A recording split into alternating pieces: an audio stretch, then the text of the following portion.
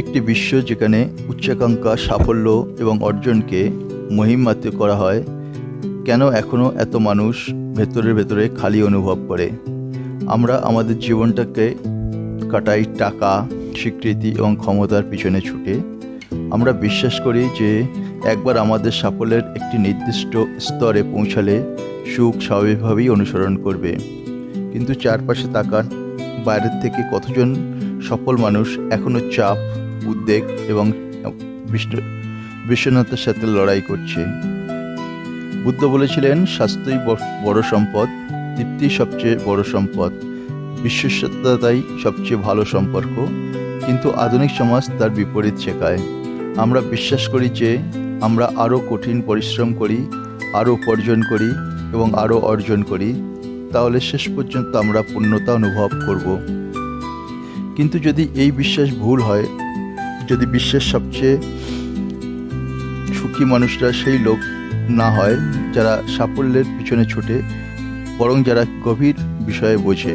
আসুন আমরা অন্বেষণ করি, প্রকৃত সুখ আরও অর্জন থেকে আসে না, বরং যা আছে তার মধ্য থেকেই আসে। শৈশব থেকে আমরা শর্তাধীন হয়ে এসেছি যে সাফল্য মানেই সুখ।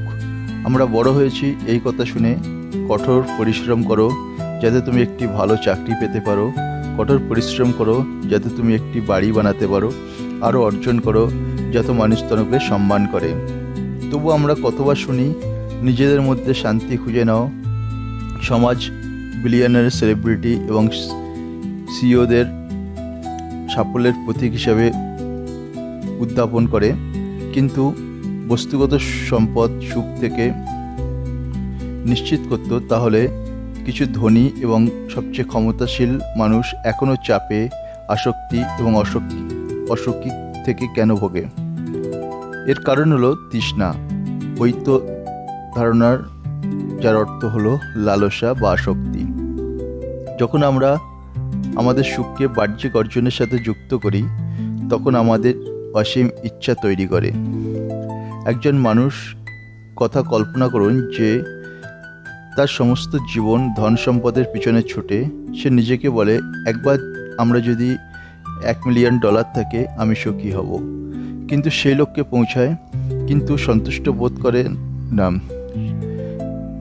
তার লক্ষ্য স্থির করেন 10 মিলিয়নে। যখন সে 10 মিলিয়নে পৌঁছায়, সে চায় 100। তার সর্বদা ভবিষ্যতে সুখ থাকে, বর্তমান মুহূর্তে কখনো নয়। যে যতই অর্জন করুন না কেন, সে কখনোই প্রকৃত শান্তি অনুভব করবে না। এটি প্রাচীন বৌদ্ধ গল্প আছে একজন ধনী ব্যবসায়ী সম্পর্কে, যে একজন জ্ঞানী সন্ন্যাসীর সাথে দেখা করতে গিয়েছিল।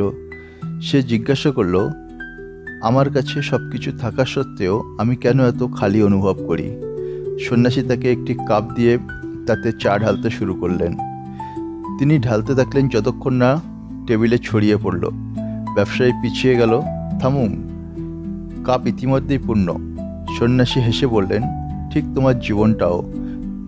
তুমি এতে আরও ঢালার চেষ্টা করছো, কিন্তু তুমি ইতিমধ্যেই পূর্ণ। যতক্ষণ না তুমি আরও চাওয়া বন্ধ করবে, ততক্ষণ তুমি যা আছে তা উপভোগ করতে পারবে না।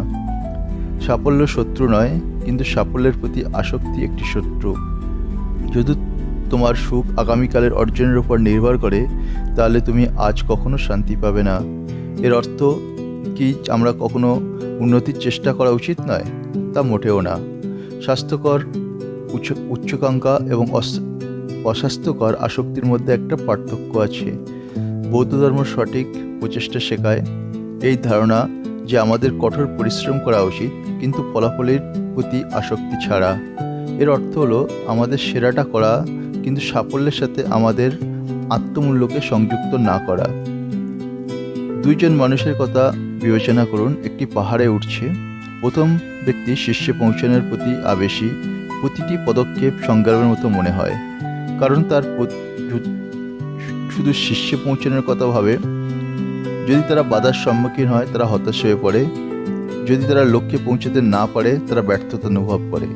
দ্বিতীয় ব্যক্তি শীর্ষে পৌঁছাতে চায়, কিন্তু আরোহণ উপভোগ করে। সে তাজা বাতাস, দৃশ্য, চ্যালেঞ্জের প্রশংসা করে। সে প্রতিটি পদক্ষেপ থেকে শেখার জন্য সময় নেয়। সে শীর্ষে পৌঁছাক বা না পৌঁছাক, সে ইতিমধ্যে পূর্ণতা অনুভব করেছে। আপনি মনে করেন কোনো ব্যক্তি যাত্রা শেষে সুখী অনুভব করবে? বুদ্ধ শেখান যে দুঃখ আসে আসক্তি থেকে, প্রচেষ্টা থেকে নয়। যখন আমরা সুখের উৎস হিসাবে সাফল্যের সাথে লেগে থাকি তখন আমাদের নিজের ইচ্ছার বন্দী হয়ে যাই, কিন্তু যখন আমরা লক্ষ্যগুলি আভ্যন্তরীণ শান্তির অনুভূতি নিয়ে অনুসরণ করি তখন আমরা দুঃখ থেকে মুক্ত হই। প্রশ্ন এই নয় যে আপনাকে কঠোর পরিশ্রম করা উচিত কিনা, বরং আপনি কেন পরিশ্রম করেছেন। আপনি কি পাহাড়ে উঠেছেন যা উপভোগ করার জন্য, নাকি আপনি উঠছেন যা আপনি মনে করেন সুখ সর্বশীর্ষে অপেক্ষা করছে? যদি সাফল্যের পিছনে ছোটে সুখ না আসে তাহলে কি সুখ আনে? উত্তরটি তৃপ্তি নিহিত। বুদ্ধ শেখান সন্তোষ যা আমাদের আছে তা নিয়ে সন্তুষ্ট থাকার অনুশীলন। এর অর্থ এই নয় যে আমাদের বৃদ্ধি বন্ধ করে দেওয়া উচিত, বরং আমরা এই চিন্তা বন্ধ করি সুখ অন্য কোথাও আছে। দুইজন মানুষ এর কথা কল্পনা করুন যাদের একই পরিমাণ সম্পদ আছে। একজন ক্রমাগত নিজেকে অন্যের সাথে তুলনা করে, আমার আরও প্রয়োজন। অন্যজন প্রতিটি সকালে উঠে ভাবে, আমার যথেষ্ট আছে। আপনি মনে করেন কে সুখী অনুভব করবে? একজন জ্ঞানী সন্ন্যাসী একবার একজন যুবককে বলেছিলেন, তুমি বলছো যে তুমি সুখী হবে যখন তোমার আরও থাকবে, কিন্তু যদি তুমি এখন সুখী হতে না পারো তাহলে তখনও সুখী হবে না। সুখ আমাদের কঠোর পরিশ্রমের জন্য পাওয়া একটি পুরস্কার নয়, এটি এমন একটি যা আমাদের মানসিকতা পরিবর্তন করে চাষ করতে পারি। কিন্তু কিভাবে তৃপ্তির অনুশীলন করতে পারি? প্রথমত কৃতজ্ঞতা, যা আমাদের নেই তার পরিবর্তে যা আছে তার প্রশংসা করুন। দ্বিতীয়ত সচেতনতা, সর্বদা সামনের দিকে তাকানোর পরিবর্তে বর্তমান মুহূর্তের উপস্থিতি থাকুন। তৃতীয়ত সরলতা, প্রয়োজনীয় ইচ্ছাগুলি ছেড়ে দিন এবং যা সত্যি গুরুত্বপূর্ণ তার উপর ফোকাস করুন। যখন আমরা তৃপ্তির অনুশীলন করি তখন আমাদের আর সাফল্যের পিছনে ছোটার প্রয়োজন হয় না। পরিবর্তে আমরা আনন্দকে স্বাভাবিকভাবে উত্থিত করতে দিই। এখানে একটি বিদ্রূপ আছে, যা আপনি সাফল্যের পিছনে ছোটা বন্ধ করুন। এর উদ্দেশ্য অর্থ এবং আনন্দের উপর ফোকাস করেন, তখন সাফল্য প্রায়শই অনুসরণ করে। একজন মহান শিল্পীর কথা ভাবুন যে খ্যাতির জন্য নয় ভালোবাসার জন্য আঁকে। একজন শিক্ষক যে স্বীকৃতির জন্য নয় আবেগের জন্য অনুপ্রাণিত করে। একজন সন্ন্যাসী যার কিছুই নেই সে শান্তি বিকিরণ করে। তারা মহান কিছু অর্জন করতে পারে, কিন্তু তা এই কারণেই নয় যে তারা সাফল্যের পিছনে ছুটেছিল, বরং তারা উদ্দেশ্য নিয়ে জীবনযাপন করেছিল।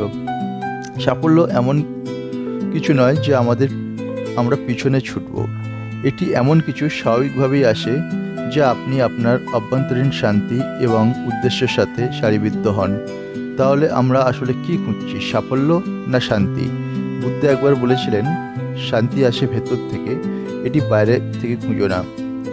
সম্ভবত বিশ্বের সবচেয়ে সুখী মানুষ তারা নয় যে সবচেয়ে বেশি উপার্জন করেছে, বরং যারা বর্তমান মুহূর্তকে আলিঙ্গন করতে শিখেছে। সাফল্যের পিছনে ছোটার পরিবর্তে অর্থের উপর ফোকাস করুন। সুখ অন্য কোথাও থেকে খোঁজার পরিবর্তে এটি ভিতর থেকে খুঁজুন। বরং একটি ভবিষ্যৎ লক্ষ্য করার পিছনে দৌড়ানোর পরিবর্তে নিজেকে এই মুহূর্তটা উপভোগ করতে নিন। যদি এই বার্তাটি আপনার সাথে অনুপ্রাণিত হয় তাহলে আমাদের চ্যানেলটি সাবস্ক্রাইব করুন। এসো একসাথে বুদ্ধের জ্ঞান এবং একটি আরও শান্তিপূর্ণ জীবনের পথ অন্বেষণ করি। আপনার প্রকৃত সুখের যাত্রা এখনই থেকেই শুরু হোক। ধন্যবাদ আমাদের সঙ্গে থাকার জন্য।